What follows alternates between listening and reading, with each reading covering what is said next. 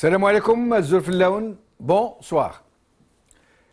L'œil ne perçoit pas un même objet à la même dimension selon qu'il soit loin ou près. Le même objet. Très loin, une montagne est plus petite qu'un petit pois. De très près, elle emplit la vue et elle est plus massive que tout ce qui nous entoure. Encore plus grosse que le ciel. La même, selon qu'elle soit loin ou près. Mais notre cerveau ne nous trompe jamais. Il sait que plus petite qu'un petit pois ou plus grande que le ciel, ce n'est qu'une question de perspective. Que la montagne est la même et qu'elle ne change pas de dimension selon qu'on s'en éloigne ou qu'on s'en rapproche. Il en est de même de la perception des événements. Ils ne sont jamais, au grand jamais, comme ils paraissent à vue d'œil.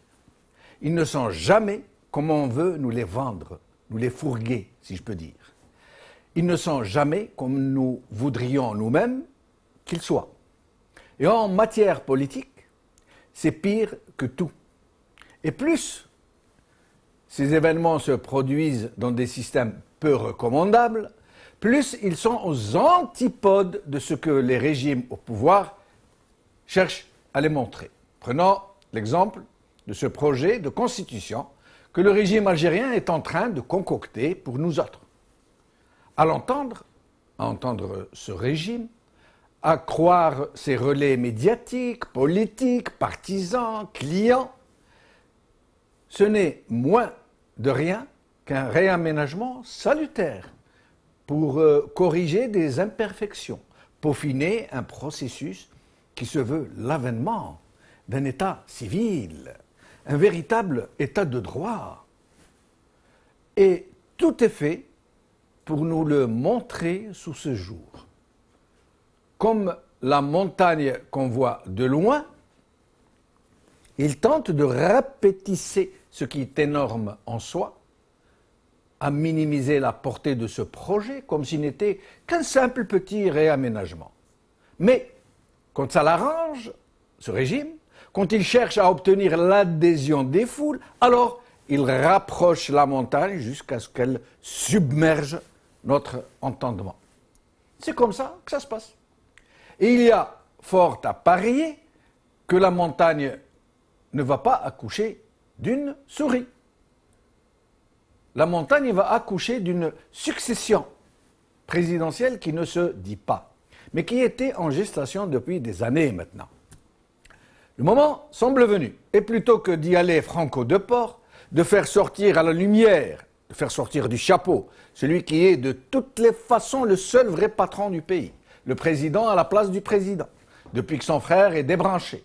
On préfère le faire ingurgiter aux Algériens à petite contenance, l'air de rien, par dose homéopathique, mais non moins laborieuse, jour après jour, cuillerée d'huile de foie de morue après cuillerée d'huile de ricin, ralliement après ralliement, neutralisation après neutralisation, manipulation après manœuvre, coup tordu après coup fourré. Il semble bien, en effet, qu'après avoir pacifié de la façon qu'on sait la scène dite politique, ou plutôt certains trublions, dans certains cercles périphériques du pouvoir, qui auraient pu, par les cris d'orfraie qu'ils poussaient et les velléités de résistance qu'ils manifestaient, semer la panique parmi certains hésitants, qui ne comprendraient pas qu'on puisse s'acheminer ainsi vers une succession dynastique horizontale, il semble bien, en effet, que les principaux décideurs se soient enfin décidés. C'est la dernière ligne droite. Là, ils vont y aller. Et ils vont mettre les petits plats dans les grands. Le feu vert qu'ils attendaient a vraisemblablement été donné. Maintenant, la souris va accoucher d'une montagne. Aujourd'hui. Liberté. L'interminable révision constitutionnelle. Par MH. Algérie Focus. Révision de la Constitution, une pomme de discorde nommée Liberté de culte. Par Abdou Semmar. El Watan. Révision constitutionnelle, tentative de compromis entre les clans. L'intrigante intrusion de Gaïd Salah dans le débat politique. Par Salima Tlemceni. Avec nous aujourd'hui, par ordre alphabétique, comme d'habitude, Yahya Bonouar, journaliste, Paris, Anwar Haddam, président du mouvement pour la justice sociale, Washington, Faisal Mattawi, journaliste, Alger. Yahya Bonouar, merci d'avoir accepté notre invitation. Merci de m'inviter dans votre émission. Merci. Alors, Yahya, finalement, ils sont prêts maintenant pour sortir ce projet de constitution? Avant de répondre, j'aimerais juste poser quelques points pour qu'on sache exactement de quoi on parle. Je vous en prie. Il y a dans la constitution algérienne actuelle, en gros, je crois, 180 articles. Le régime n'est concerné que par quelques articles. Le gros des articles, le droit des citoyens, la liberté d'expression, la liberté de culte et tous les droits qui sont garantis dans cette constitution, évidemment, ils s'en moquent totalement. Ils violent 3, 4, 5, 10 fois par jour cette constitution, la partie qui concerne les citoyens. Et ça ne gêne personne. Et encore moins les citoyens qui sont concernés, qui sont occupés à autre chose. Ensuite, il y a quelques articles, c'est la construction du pouvoir, du régime. 2 mandats, 3 mandats, 5 mandats, 0 mandat. Un chef du gouvernement ou un premier ministre. L'introduction éventuelle d'un vice-président. C'est à ce niveau-là que se joue la partie entre les clans du pouvoir, sous le regard intéressé des puissances occidentales. Donc, il s'agit ici, on parle de ces quelques articles de redistribution de pouvoir, de préparation de la succession, vous l'avez dit dans votre introduction, et non pas de toute la Constitution dont ils se foutent royalement, et je l'ai dit, et qu'ils violent de manière quotidienne. Mais cette partie-là, oui. Oui, mais sinon, maintenant, est-ce qu'ils sont prêts à sortir ce fameux projet? Parce qu'à chaque fois, ils nous l'annoncent et puis, comme ça bouge un peu sur la scène publique, ils laissent tomber le temps de neutraliser les voix qui commencent à s'élever parce qu'on dirait qu'ils veulent vraiment pacifier la scène publique avant de sortir ce projet. On dirait qu'ils ont besoin d'apaiser le climat de façon quasi totale, de neutraliser quasiment voilà, tout le monde. On revient à l'annonce qui a été faite, rappelons-le, en 2011. Et nous sommes bientôt en 2007, donc ça fait 5 ans oui. Que Bouteflika veut triturer encore une fois la Constitution. Rappelons que la dernière fois où il a mis la main dans la Constitution, c'est pour enlever la limitation des mandats, introduite par un général, enlevée par un civil, pour pouvoir être président à vie. Donc quelqu'un qui a fait ça, on est en droit de douter de ce qu'il va faire dans la prochaine fois qu'il va toucher à la Constitution. Mais là, ils ont, pour le clan Bouteflika, il y avait des résistances internes au régime. Et donc, encore une fois, ils s'en foutent royalement, et j'utilise le terme s'en foutre, de la population, de l'opinion publique et de ce que peuvent penser les autres. Ça c'est juste à l'intérieur, il y avait des résistances. Ils considèrent aujourd'hui qu'ils ont éliminé une grande majorité de ces résistances, représentées par le général Stoffer et tous ceux qui tournent autour, et ces relais dans les médias, dans la classe politique, qu'elle soit à l'intérieur du régime ou dans l'opposition. Enfin bref, on a déjà parlé de tout ça. Et donc aujourd'hui, ils estiment que c'est bon, ils peuvent faire passer les quelques changements dans les quelques articles qui les intéressent et non pas le reste parce que ça les concerne pas. Et donc là, on parle de succession, préparation de la succession. On y viendra après, Bonouar, au sujet de ce qui se concocte. Mais sinon, j'aimerais savoir, vous demander sur un point en particulier. Généralement, quand on parle de l'armée, on dit la grande muette pour dire que politiquement, elle ne s'exprime pas. Elle est muette sur tout ce qui concerne la politique. Or, chez nous, j'ai l'impression qu'elle n'est pas muette du tout, puisque Gaïd Salah est en train de s'exprimer sur la question, et que c'est la société civile qui est muette, curieusement. Ben, on est bien d'accord. la société civile. La Constitution, je vous l'ai dit, pour ce qui concerne les droits des citoyens, tous les droits pratiquement des citoyens sont garantis dans cette Constitution, mais aucun n'est exercé. Les gens sont emmenés en prison de manière totalement arbitraire. Les manifestations, qui est une activité politique, garanties par la Constitution, sont interdites. C'est une violation quotidienne de la Constitution. Des médias sont fermés en violation de la Constitution. Des partis politiques, on leur refuse leur agrément en violation de la Constitution. Et la liste est longue. Mais que voulez-vous que je vous dise? Les citoyens principaux concernés regardent ailleurs et s'occupent d'autres choses, alors qu'il reste ces petits articles qui les concernent eux, et c'est là où ça va se jouer entre eux. Donc, on y viendra tout à l'heure. Restez avec nous, Yahya Bounoir. Anwar Haddam, merci d'avoir accepté notre invitation. Salam alaikum. Merci pour l'invitation. Merci. Alors, Anwar Haddam, d'abord, est-ce que cet énième changement de la Constitution, est-ce qu'il est constitutionnellement légal? Écoutez, comme on dit en arabe, tout ce qui a été construit sur le faux. Enfin, ce que je veux dire par là, c'est que peut-être je serais compris si on rappelle de quoi on parle finalement. On parle de la première loi du pays. C'est l'un des textes fondateurs de tous les peuples, de tous les États. Et pour nous en Algérie, depuis 62, depuis l'indépendance, le peuple a été mis à l'écart sur l'élaboration de cette constitution, de cette première loi du pays.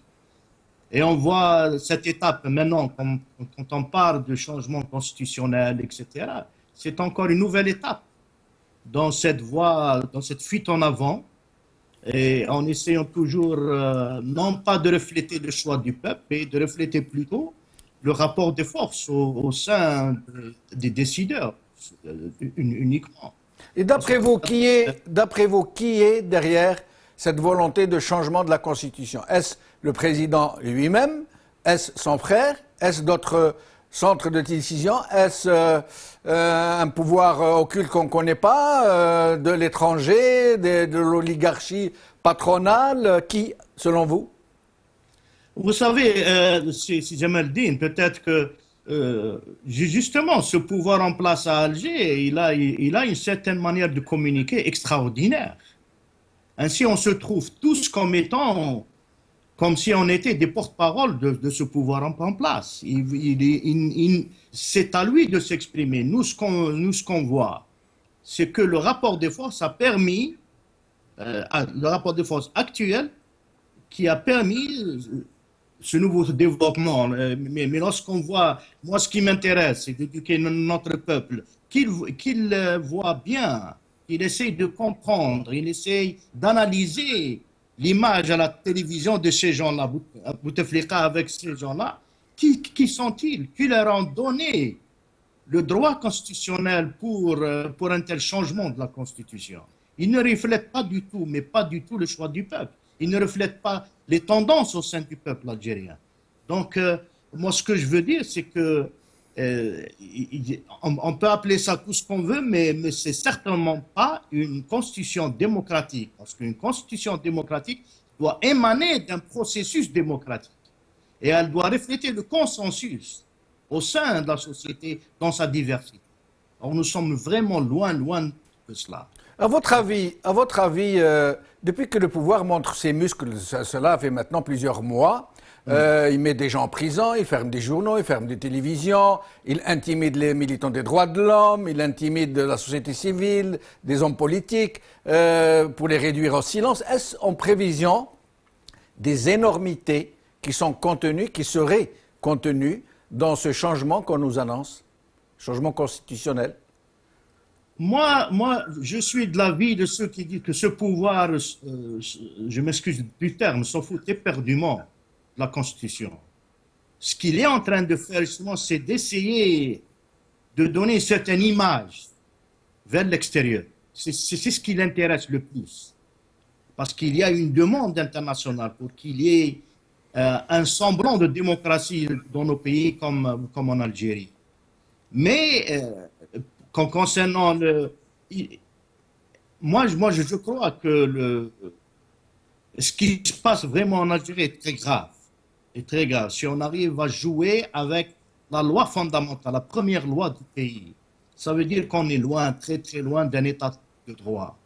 Maintenant, ce qu'ils vont faire avec ça, comme vous l'avez dit dans votre belle introduction, on va voir qu'est-ce qui va se passer. Mais ce qui doit nous intéresser, nous, c'est comment mettre un terme à cette fuite en avant. C'est comment... Et comment d'après vous, qu'est-ce que vous préconisez? La première des choses, c'est dire arrêtez. On ne veut plus jouer le jeu. On ne veut plus avoir tous ces analystes essayer de s'exprimer au nom de ce régime sans être effectivement mandatés par ce régime. Il faut arrêter ça premièrement. Laissez le régime s'expliquer. On veut avoir des explications. De quel droit, selon quel droit, ces gens-là qui ont été montrés à la télévision autour de Bouteflika discuter sur la loi fondamentale du pays au nom du peuple. Qui les a mis dans cette position? Deuxièmement, essayer d'avoir un consensus au sein du pays, essayer d'avoir, comme on l'avait dit une énième fois, essayer de former réellement et d'organiser les forces politiques au sein du pays. Essayer d'avoir une entente sur le futur. Essayer de travailler en parallèle. Qui va faire tout ça? Qui, selon vous, pourrait faire tout ça? Ça, évidemment, nous avons maintenant, on ne va pas commencer à zéro. Bon, il y a eu un semblant d'organisation au sein de la société, au sein de ces partis politiques, légal ou illégal, ça, je ne veux pas rentrer dans ce jeu-là. Mais on peut toujours rectifier. On peut toujours rectifier le titre et essayer vraiment de prendre au sérieux la situation catastrophique au pays, dans le pays, je veux dire. Donc, essayer de se rendre compte, bon, il y a eu toutes ces organisations, je ne veux pas rentrer dans ça. Pourquoi il vaut mieux appeler un chat. Si vous avez quelque chose derrière la tête, il faut nous le dire clairement pour qu'on comprenne. Moi, je pense que ce qui a été fait depuis 2011, 2012, comme je l'ai dit, essayer de dépasser, d'aller, استباق الأحداث يعني, essayer d'organiser certains décideurs peut-être, hein, ont essayé d'organiser l'opposition. Bon, ce qui est fait est fait.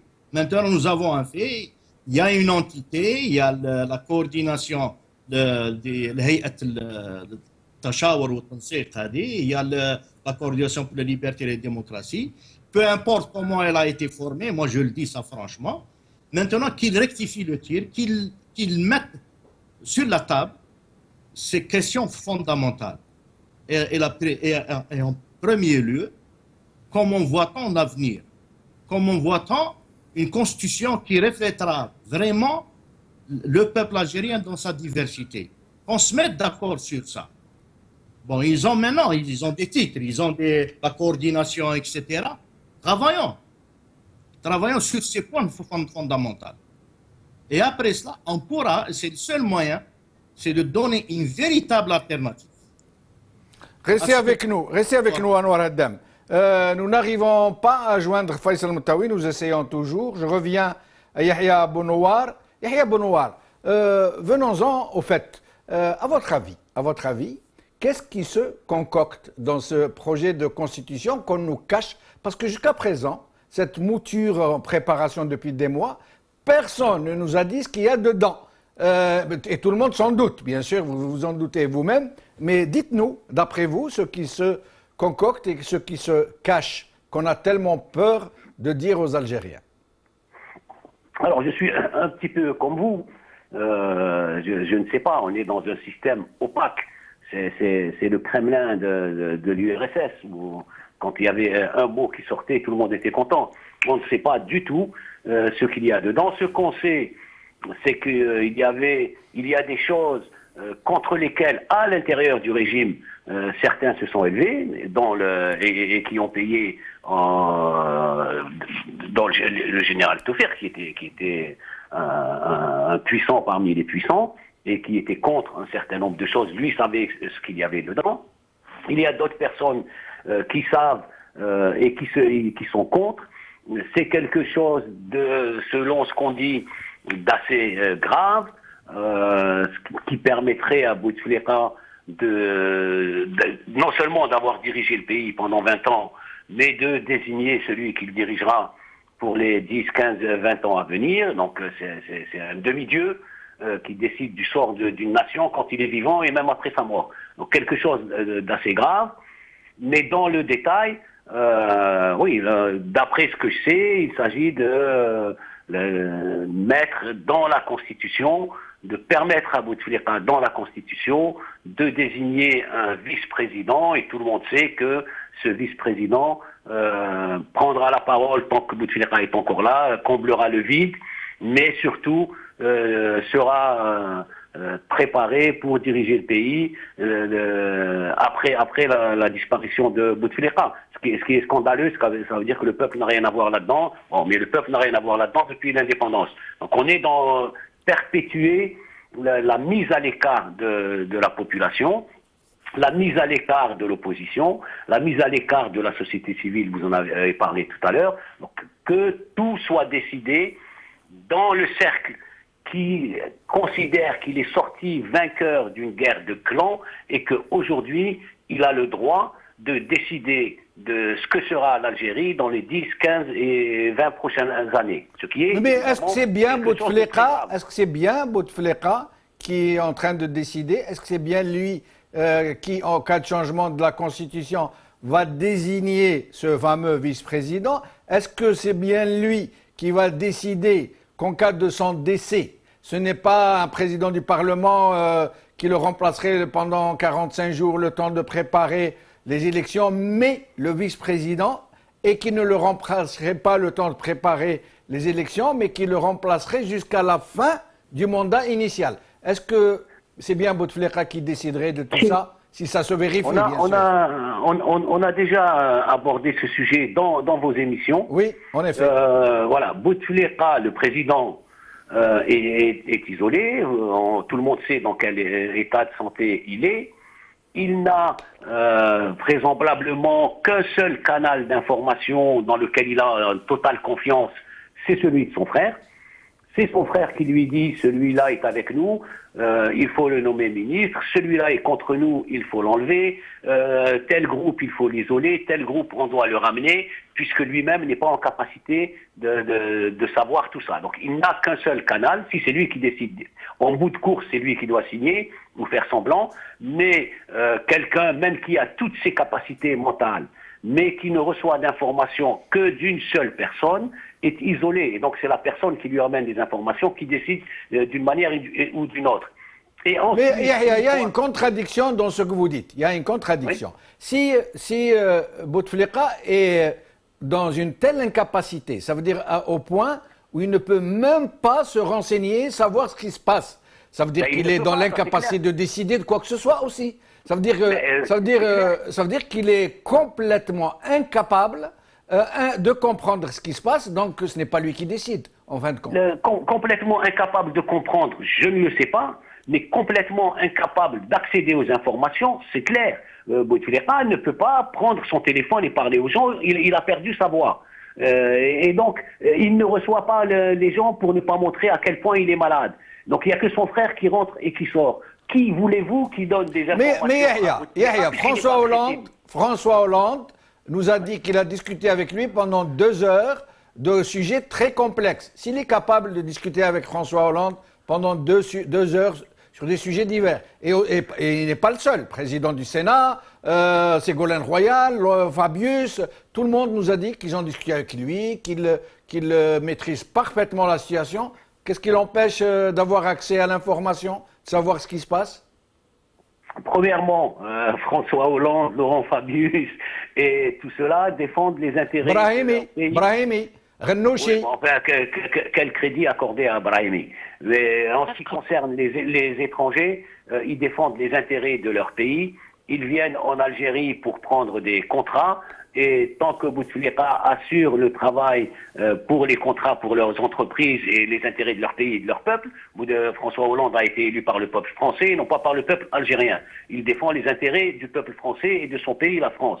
Et donc ces gens-là, tant que Bouteflika ou qui que ce soit d'autre assurera leurs intérêts, ils diront qu'il est beau, qu'il est le plus intelligent et qu'il est le plus fort tant qu'il signe là où il faut signer. Donc ce sont des témoins non crédibles. Ensuite, un président de la République qui n'est pas capable lui-même d'appeler ses ministres, de donner ses instructions, de demander des comptes, puisqu'il ne le peut pas physiquement.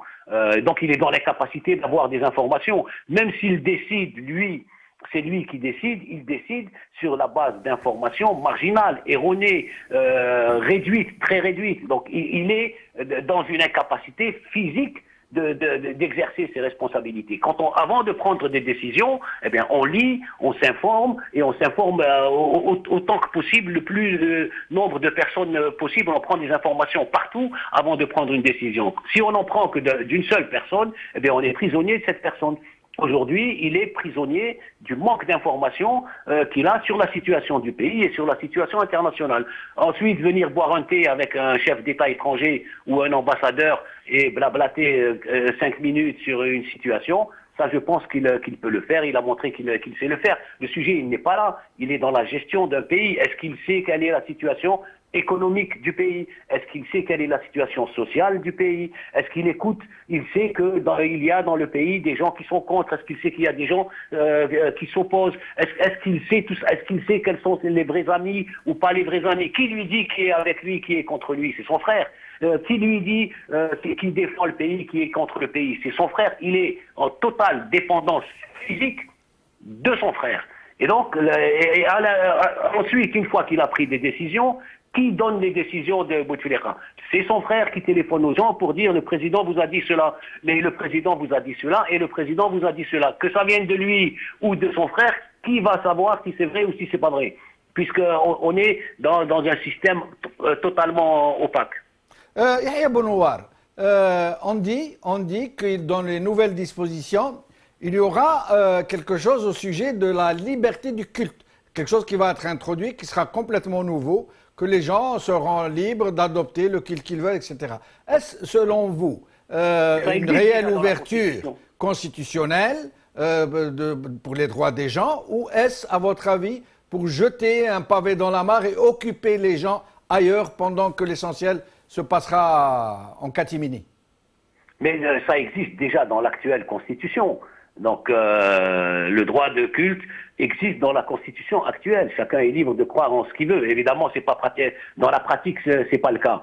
Mais voilà, Bouteflika aime. Vous vous rappelez des réformes faites dans la précipitation en 2011? Qu'a fait Bouteflika? Il a introduit le quota des femmes dans les assemblées élues, notamment à l'Assemblée, pour plaire à l'Occident. Voilà, puisque dans l'Occident, la place de la femme dans la vie publique et dans la vie politique est quelque chose d'important. Il a introduit, même si le personnel politique en Algérie féminin n'existait pas, ils ont ramené des hafafat au Parlement et juste pour plaire à l'Occident. Donc qu'ils mettent un article pour plaire à l'Occident, il le fera certainement. Pour ça, il est très rusé, machiavélique. Mais le problème, il n'est pas là. Le problème est aujourd'hui, comment est-ce qu'une personne qui est dans l'incapacité physique de diriger un pays se donne-t-elle le droit, avec son clan, d'aller encore une fois tritouiller, comme le disait Anwar Haddam, la loi fondamentale et changer quelque chose qui concerne tous les Algériens, tout seul, personne ne sait ce qu'il y a. Vous m'avez posé tout à l'heure la question sur l'armée. L'armée n'a jamais été muette en Algérie, puisque c'était le DRS qui dirigeait les ministères, les wilayas, les entreprises, donc il dirigeait tout le pays. Il ne parlait pas, mais il le faisait. Aujourd'hui, on a vu avant-hier Gaïd Salah assister en tenue militaire à une réunion qui concerne la Constitution. Évidemment, c'est encore une violation de la Constitution, mais c'est juste un message pour dire aux militaires, voilà, le représentant de l'armée est là, et l'armée est avec moi. Un message envoyé à l'armée algérienne, mais envoyé également à l'étranger pour dire que l'armée est avec Bouteflika. Restez avec nous, Yahya Bounoir. Restez avec nous. Je reviens à Nour Haddam. Une question avant d'ouvrir le standard pour recevoir quelques appels, si vous souhaitez vous exprimer ou poser des questions à nos invités. Nour Haddam, à votre avis, est-ce que peut-être qu'après tout, ce régime a de bonnes intentions, qu'avec cette constitution, il veut retourner à une situation à peu près normale, normaliser la situation, aller vers un état civil, un état de droit? On ne peut pas, c'est-à-dire c'est une question qui est vraiment importante, la première loi du pays. On ne peut pas suffire uniquement aux intentions. Une constitution démocratique qui reflète non pas le rapport de force au sein du pouvoir en place, au sein de la boîte noire, personne ne connaît. C'est pour ça, moi, personnellement, j'aime pas rentrer dans toutes ces spéculations, mais tout ce que, donc, une loi qui reflète non pas le rapport de force au sein de cette boîte noire des décideurs, mais qui reflète la diversité au sein de la société, qui reflète le choix du peuple dans sa diversité, ne peut émaner de ces décideurs. S'ils ont une bonne intention, ils devraient ouvrir le champ. Et non pas, on ne va pas me dire qu'il va y avoir le débat, est-ce que c'est l'Assemblée nationale qui va voter ou bien il va y avoir un référendum. Non, c'est l'élaboration des textes de cette loi qui est très importante. Et selon vous, quelle aurait dû être la procédure de ce changement, justement? Bon, depuis le début, il y a eu beaucoup de forces politiques, la nôtre dans la mouvance islamique, et aussi, et avant nous, le FFS, le Aït Ahmed, ils ont tous appelé pour une assemblée constituante. Maintenant, nous sommes loin de là. Et on aurait dû faire ça depuis l'indépendance. Maintenant, ce qu'il faut, c'est qu'il y ait une commission nationale élue qui reflète les différents courants au sein du pays pour qu'ils élaborent une nouvelle constitution. Ils étudient la constitution actuelle et essayer d'élaborer, de voir, parce que il y a certaines parties de la constitution, ils sont excellents, il ne faut pas nier ça. Mais il n'y a pas une culture constitutionnelle chez nous, spécialement chez le pouvoir en place. Il n'a pas cette culture de constitution. Respect de la constitution, respect du droit, respect de l'état de droit, etc. Donc on a besoin d'une assemblée, d'une commission. Pourquoi pas une assemblée constituante? Pourquoi pas une assemblée constituante? Pour une vraie transition démocratique. Parce qu'entre-temps, il y a beaucoup de choses à faire dans le pays. Nous sommes en train de traverser une crise très grave au port de toutes nos frontières. Il y a l'insécurité totale. Notre sécurité nationale est vraiment en danger. Il faut voir tout ce qui se passe à nos frontières. Il faut voir ce qui se passe au sein du pays aussi, avec toute cette corruption, tout ce chaos économique dû à ces politiques, justement, de la fuite en avant. Donc, pour moi, il faut laisser une commission qui va s'occuper de ça, avec le conseil d'experts. Et qui la désignerait, cette commission? Non, il ne faut pas qu'elle soit désignée, il faut qu'elle soit élue. Pour nous, il faut qu'elle soit élue. Et ça demande justement tout un processus. C'est ça le point essentiel. Parce que vous m'avez posé la question au début, par où commencer. C'est ça. Le premier pas, c'est de rétablir cette confiance au sein de tous les courants politiques au sein du pays. Parce qu'il ne faut pas oublier pourquoi nous sommes en cette situation. On a eu un changement qui était vraiment un changement réel, juste après les événements de 88, mais parce qu'il n'y a pas eu cette confiance entre les différents courants politiques et idéologiques dans le temps. C'est pour ça que l'armée a profité de cette situation, et certains, ils ont fait appel à l'armée pour arrêter ce processus démocratique. Pour y revenir, il faut rétablir cette confiance. C'est ça le point essentiel. Parce que regardez, je vais vous dire, c'est Jamel dit, cette question de vice-président, vous savez, je vis dans un pays où c'est un pays démocratique, malgré tout ce qu'on peut dire, c'est ça. Eh bien, effectivement, ils ont le poste de vice-président. Donc la question n'est pas dans cette... parce que c'est plus logique. C'est un vice-président Pourquoi? élu dans un ticket. Dans un voyez? ticket. Il est élu en Oui. même temps que le président. Donc eux, ils sont en train de jouer avec les mots. Et justement, parce que certains en est tombés dans ce piège. Sans nous en rendre compte, on est devenus les porte-parole de la boîte noire. Il faut qu'ils s'expriment. Nous, en tant qu'opposants politiques, nous devons éduquer notre peuple, essayer d'être focus, pour être réellement lui montrer, rappeler que nous sommes en train de parler de la première loi du pays et qu'elle doit émaner du choix du peuple et non pas du choix de ceux qui sont au pouvoir, même s'il y a eu un semblant d'élection.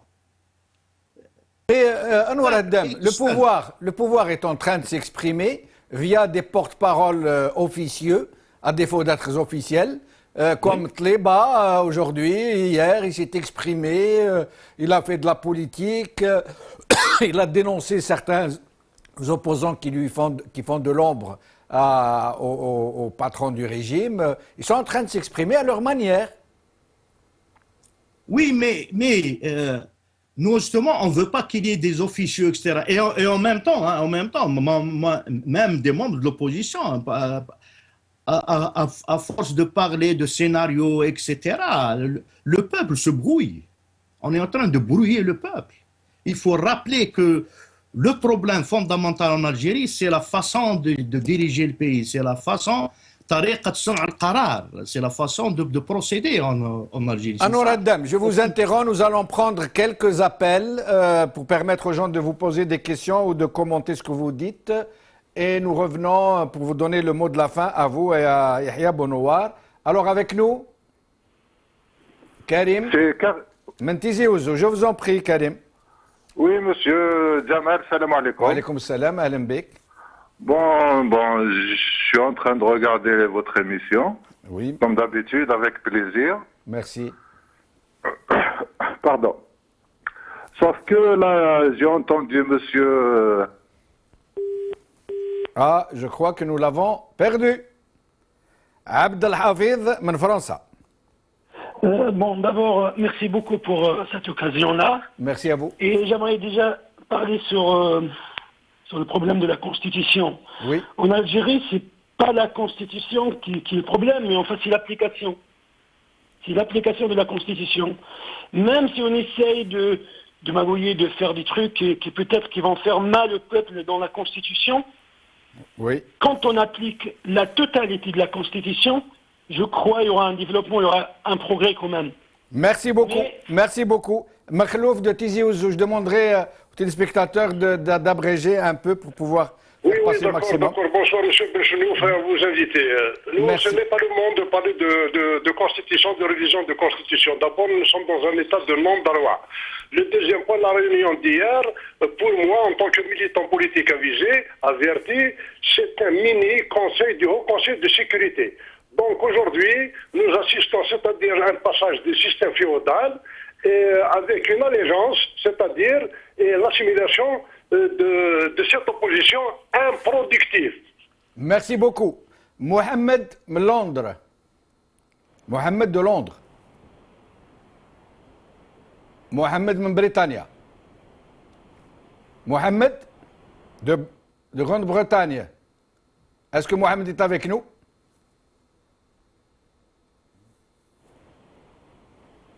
Samir de Constantine. Samir de Constantine. Hussein de Tizi Ouzou. Hussein. السلام عليكم. حسين de Constantine. تفضل وعليكم السلام. حسين تيزي وزو خويا. حسين تيزي وزو. حبيت نطرح سؤال. تفضل. هل هناك est-ce qu'il y a une alternative ou une autre solution en dehors de consensus national du FFS? Oui. بارك الله فيك. بارك الله فيك يسلمك. سليم من السعودية. Salim. Bonjour. Bonjour. Moi, je suis un peu pessimiste parce que c'est pas la Constitution elle-même, c'est pas un problème. Le problème, c'est les gens qui veillent sur cette constitution. Faqidou shay la ya'ti, comme on dit en arabe. J'attends pas beaucoup de choses. Oui. D'accord. Merci beaucoup. On prend un ou deux appels et on revient à nos invités parce qu'il ne reste plus beaucoup de temps. Tahar من شرقة. Tahar من شرقة. أهلا سي طاهر. الو السلام عليكم. السلام عليكم سيناتور. اهلا سيناتور وش رايك؟ هو انت سيناتور. اهلا بك. حصل فيا سيناتور. انت سيناتور، انت سيناتور تاع الصح. سيناتور اللي ينطر. اتفضل سي طاهر اتفضل. زيد فضلك. عايش. شوف je demande à ce que l'Algérie soit mise dans une main sûre, mais il faut il faut isoler l'armée de la politique. L'armée, elle doit surveiller nos frontières qui sont en danger et l'ennemi qui nous surveille de loin, si ça grouille chez nous, l'Algérie, elle est dans un sac noir. Merci c'est Tahar. حسن من تونس. الو سي حسن تفضل. عسلامة جمال. عسلامة بك اهلا بك. معك حسن رضواني من تونس. اهلا بك مرحبا. Jamel, la situation politique actuelle en Algérie est comparable à celle de la Russie moderne après l'effritement de l'Union soviétique. Yeltsin était malade, il a choisi Poutine, son bras droit, pour sa succession. Puis Poutine a choisi après 2 mandats son bras droit Medvedev. Maintenant, Poutine est l'actuel président, c'est-à-dire une succession de pouvoir dans le cadre constitutionnel mais polarisé entre des hommes bien déterminés, en vue d'assurer la continuité sans atteinte à la Constitution. Merci beaucoup. Merci. Un dernier appel, parce qu'il ne reste plus beaucoup de temps. Massinissa من فرنسا. Massinissa. Alors, bonjour monsieur Benchino. Bonjour Massinissa. Cette constitution. Oui. On n'a pas besoin, nous, de cette constitution. La constitution, elle va faire le peuple. Ce n'est pas à Yahya. Ils ont fait la constitution. Sur mesure. Voilà, merci. Merci beaucoup, Massinissa. Je reviens à mes invités. Je leur demanderai de commenter les interventions, de répondre éventuellement aux questions. Yahya Bonouar, je vous en prie, à vous. C'est à vous. Bien, écoutez, c'est ce qu'on disait en introduction.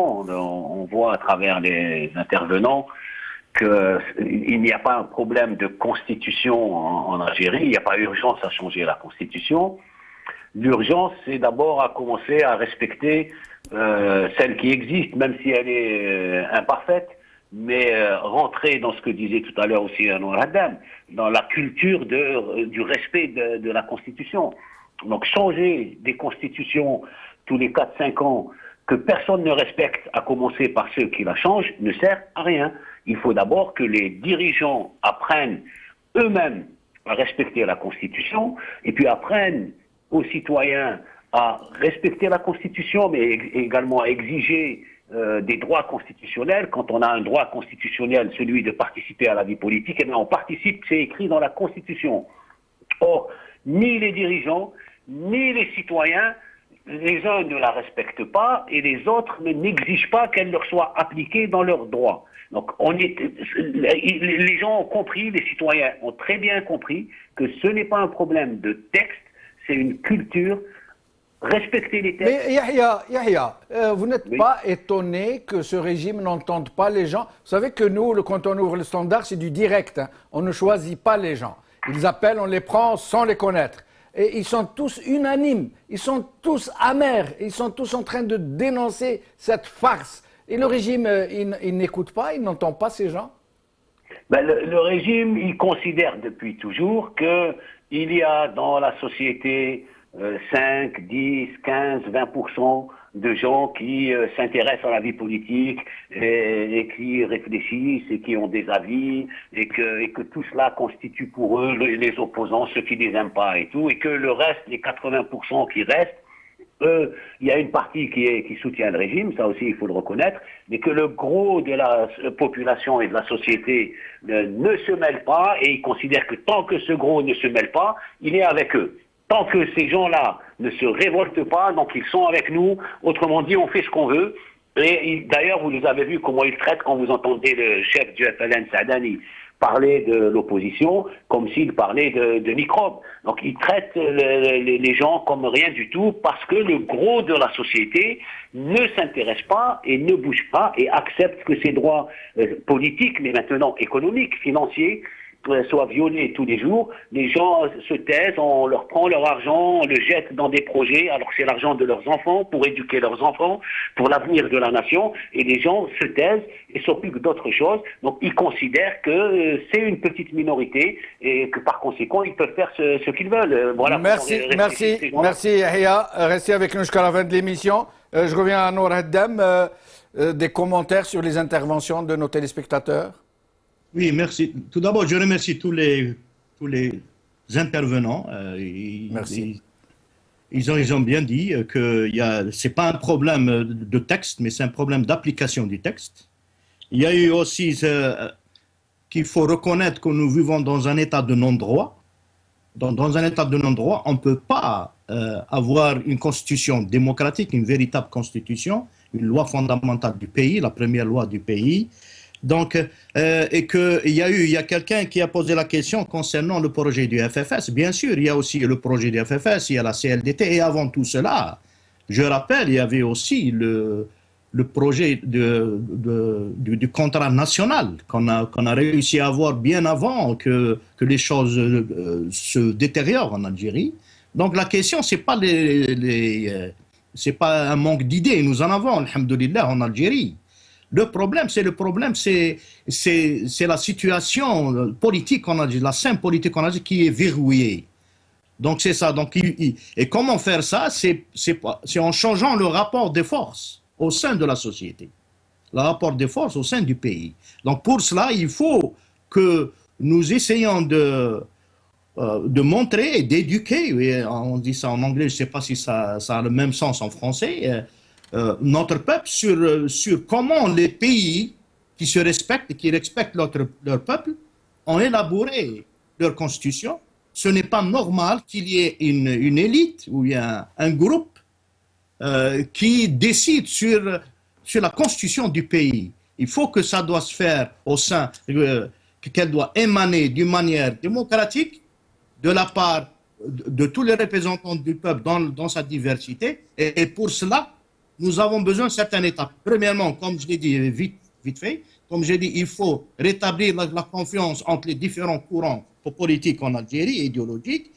Il faut qu'il y ait des libertés. Et si ce régime veut vraiment avoir un changement et qu'ils ouvrent le droit à l'Assemblée, le droit à former des partis, de véritables partis politiques, et permettre et ainsi aller vers l'élection d'une commission nationale pour l'élaboration de la Constitution. C'est ça, c'est les étapes qu'on doit faire. Comme l'a dit Yahya, on n'a pas besoin aujourd'hui d'une nouvelle Constitution. Elle existe.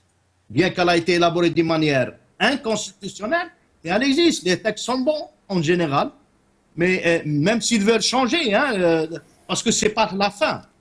Ceux qui sont en train de montrer comme ça, c'est le Ramoslo pour le changement, etc. Avoir un vice-président, quelque chose comme ça, ce n'est pas le premier pays en Algérie qui fait ça. Donc ce n'est pas ça. Mais elle reste toujours une constitution qui a été élaborée, non pas pour le peuple, mais pour les dirigeants uniquement. Donc on a toujours besoin d'avoir une constitution démocratique, donc on doit avoir un processus démocratique, et ça doit se faire. Bon, il y a maintenant, les gens ont parlé, dans le passé, nous avons tous parlé d'une période de transition, etc. Et donc il faut aller de l'avant. Si ça choque certains, il faut aller de l'avant. Anwar Haddam, excusez-moi de vous interrompre. Tahar de Cheraga dit que l'armée doit être confinée dans ses casernes, s'occuper de la protection du pays et ne plus s'immiscer dans les affaires politiques. Oui, bien sûr. Ça doit émaner d'un processus démocratique qui inclut ce qu'on appelle en politique, en sciences politiques, la démocratisation des forces armées. Il faut que les forces armées, comme toute institution du pays, doivent être sous contrôle des représentants élus du peuple et non l'inverse. Donc ça rentre dans ce processus. La question en Algérie, c'est comment arriver à avoir un véritable processus qui reflète la souveraineté du peuple et non pas la décision des décideurs. C'est ça la question fondamentale. Et tout ça revient à comment essayer de rétablir cette confiance entre les différents courants politiques et entre le civil et le militaire. C'est ça le point fondamental. Moi, de toute façon, ce qui se passe juste dernièrement, bon, peut-être c'est hors sujet, mais toute cette alliance militaire dans les pays arabes, moi, franchement parler, je soutiens le pouvoir algérien qui n'a pas voulu s'immiscer dans cette affaire-là. Ça c'est un pas qui est pas mal, qui est bien. Donc, essayons de continuer, essayer de rétablir cette confiance entre la classe politique, entre le civil et le militaire, afin d'aller graduellement vers un état de droit, un état où l'armée, comme toutes les institutions du pays, sont là au service du peuple. C'est ça la question fondamentale. Merci Anwar Haddam. Merci. Vous voulez dire un dernier mot? Ce que je veux dire, c'est que essayons d'éviter de se placer comme porte-parole de ce pouvoir en place. Il doit s'exprimer et on doit avoir des explications. Qu'est-ce que ça veut dire, comme il a dit, c'est un mini-conseil de sécurité? C'est vrai. On veut savoir qu'est-ce qui se passe. Qui sont ces gens-là qui sont placés en tant que décideurs et décident à la place du peuple algérien? C'est ça la question fondamentale. Merci Anwar Haddam, merci Yahya Bonouar. En guise de conclusion, j'en ferai une très courte, comme vient de le dire Anwar Haddam, comme l'a dit Yahya Bonouar, comme l'ont dit nos téléspectateurs. Pourquoi changer une constitution qui ne sera pas respectée de toutes les façons et qu'on change tous les cinq-linglins, et beaucoup plus que tous les cinq-linglins? Pourquoi tout simplement ne pas faire ce qu'ils veulent, puisque de toute façon ils font ce qu'ils veulent avec ou sans constitution, donc pourquoi ne pas nous épargner toute cette farce? Merci beaucoup, merci d'avoir suivi cette émission. Salam alaikum, qala khair.